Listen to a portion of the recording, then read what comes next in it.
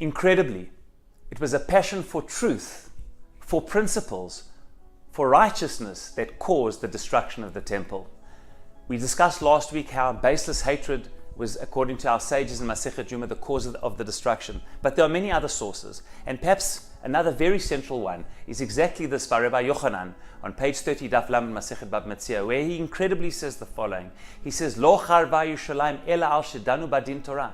Amazingly, Jerusalem, he says, was destroyed for the following reason, that people judged according to the judgments of the Torah, followed the laws of the Torah.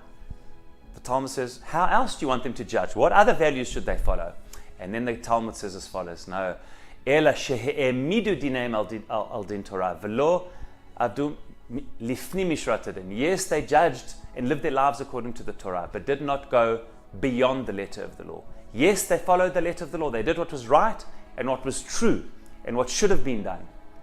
But they didn't go beyond the letter of the law. They didn't do what ought to be done in so many life situations. You see, in dealing with people, the line that I so often say that I've learned from years of being involved in trying to resolve disputes within families, in community as a community rabbi, is the concept of the principle. So often I would hear, and I often say it at this time of year, people would say, Rabbi, it's about the principle. And I would often learn and then respond and say, it's not about the principle. Principles, when it comes to people, often destroy relationships. It's not about who is right. It's not about what the truth is. It's not even about what the halakha says, that you believe you're right and you've got all the spiritual proofs to prove you're right. Because after Rav Yohanan says the temple was destroyed because everybody's right, but society was wrong. Everybody was right and went according to their values and their principles, and they had proofs for them, but they didn't go beyond the letter of the law to see the other person, that ultimately what Torah law and life is about is not about who is right, but ultimately, can people get on with one another? That is at the essence of what Jewish spiritual life is all about.